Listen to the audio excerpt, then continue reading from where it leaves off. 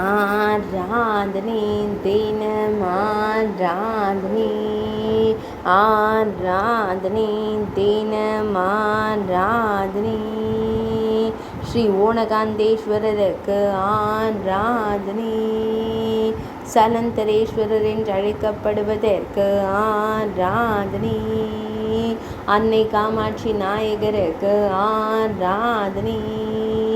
வன்னி மரம் மற்றும் புளிய மரத்தை திருத்தல மரங்களாய் கொண்டருள்வதற்கு ஆராதனை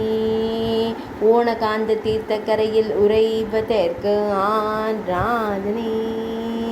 தான் தோன்றி தீர்த்தக்கரையில் அருள்வதற்கு ஆராதனை திரு ஓணகாந்தன் தளி என்ற புராண பெயர் கொண்ட ஊரில் உறைவதற்கு ஆராதனை ஓணகாந்தன் தளி என்றழைக்கப்படும் ஊரில் அருள்வதற்கு ஆராதனை காஞ்சிபுரம் மாவட்டத்தில் அருள்வதற்கு ஆராதனை ஆராதனை தினம் ஆராதனை